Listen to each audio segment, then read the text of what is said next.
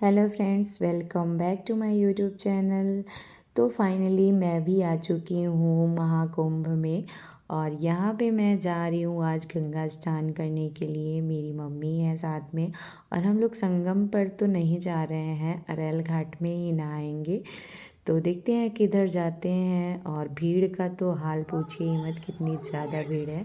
तो पहले हम लोग इधर आए, फर्स्ट जो घाट बना हुआ है पहला, सीधे यहाँ पर एल से आएंगे तो पहला घाट ये बना हुआ है। तो वहाँ पे हम लोग आए, फिर धीरे धीरे करके आगे निकले। यहाँ पे सेल्फी पॉइंट भी बना हुआ है, लेकिन हम लोग वहाँ पे नहीं गए थे, बस ऐसे ही घूमते घूमते निकल गए।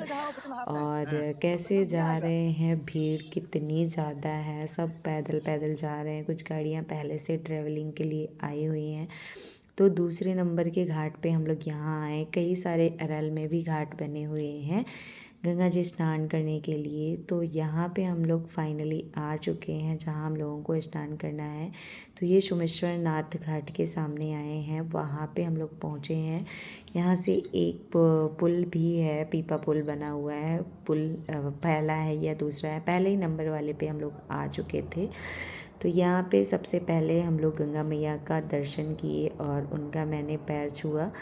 और बेटू लेके आ रही है जल, क्योंकि राधिका का होना है मुंडन। तो यहाँ पे आटे की लोई बनाई और भीड़ और जाम की ट्रैफिक की वजह से घर से कोई आ नहीं पाया। मेरी 3 नंद हैं, लेकिन नंद कोई भी नहीं आ पाई। तो एक बार शायद वो शुभ लग्न जो होता है ना, उसकी वजह से हुआ कि चलो मुंडन करा लेते हैं, फिर दोबारा बुआ के साथ में करवाएंगे।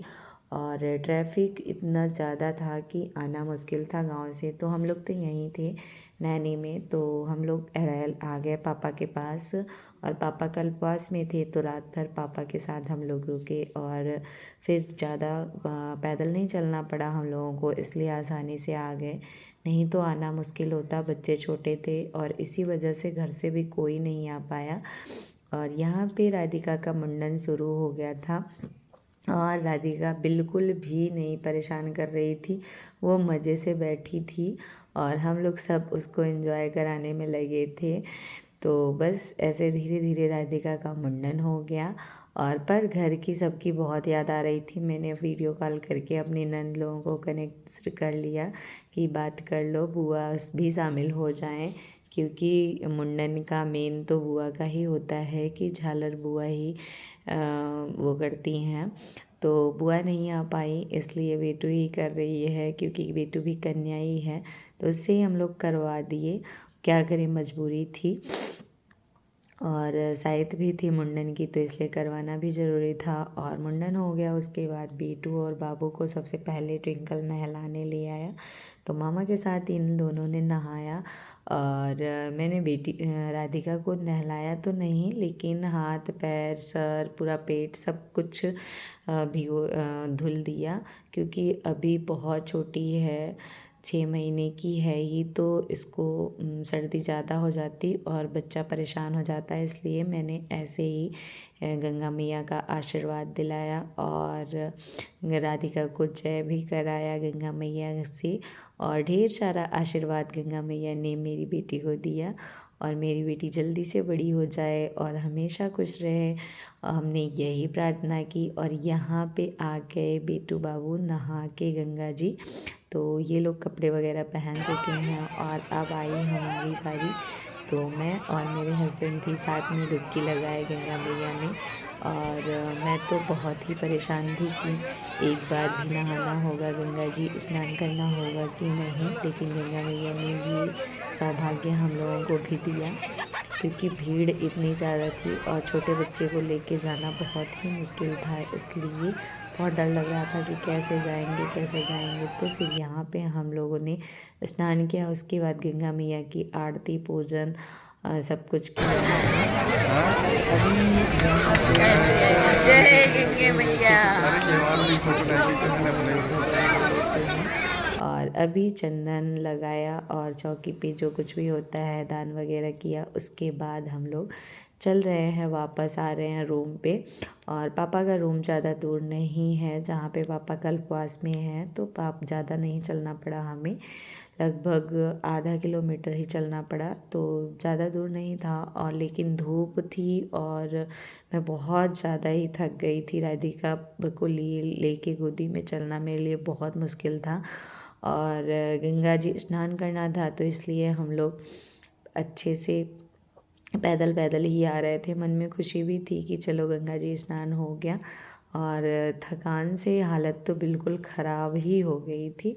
और राधिका को मैंने बिल्कुल कॉटन की तौलिया में कवर कर लिया था, क्योंकि तुरंत तुरंत मुंडन हुआ था, तो उसको अजीब लग रहा होगा। हम लोग ऐसे ही फील कर रहे थे कि राधिका परेशान होगी, और सच में वो थोड़ा परेशान थी।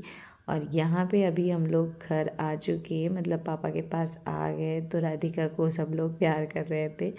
और फिर हम लोगों ने खाना खाया। उसके बाद फिर अभी हम लोगों को वापस भी आना है, क्योंकि बहुत ज़्यादा ट्रैफिक है। जब ही टाइम मिले तब निकल लो। तो अभी लगभग 2 बजे हैं दिन के, तो 2 बजे ही हम लोग निकल पड़े रूम से खाना वगैरह खा के। और मम्मी को भी आई हम लोगों को बाहर छोड़ने के लिए। फिर हम लोग गए मंदिर में, जो मंदिर में पापा लोग रहते हैं वहाँ पे हनुमान जी और श्री राम दरबार है, तो बाहर से ही दर्शन किया। और दर्शन करके फिर हम लोग वापस आ गए। तो देखते हैं कितना ज़्यादा ट्रैफिक था, बहुत ही आना मुश्किल था। और घर आते आते बिल्कुल शाम हो गई, 5 बज गए, 2-2.5 घंटे लग गए। और बिल्कुल थकान के मारे पूछिए मत कितनी हालत ख़राब हो गई थी हमारी। तो बस ऐसे हमारा महाकुंभ का स्नान हुआ।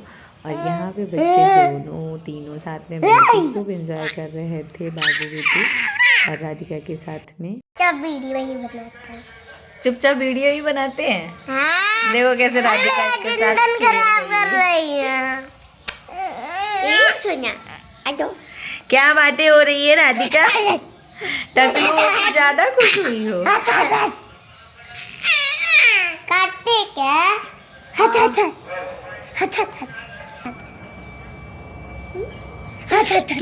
देख रही हो?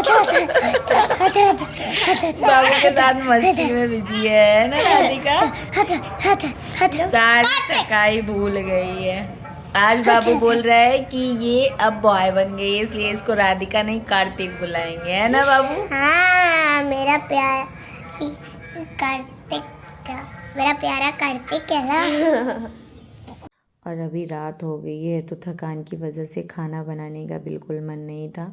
फिर हमने खाना ऑर्डर ही कर लिया जोमेटो से, फिर फ्राइड राइस और सूजी के चिल्ले। तो बच्चों ने चिल्ला खाया और हमने फ्राइड राइस खा के फिर गुड नाइट हो गई सबकी। और राधिका फिर से जग गई थी, तो फिर मैं इनको सुला दी। और ब्लॉग कैसा लगा ज़रूर बताइएगा। मिलते हैं नेक्स्ट वीडियो में। तो जय गंगे मैया सभी को, थैंक यू सो मच।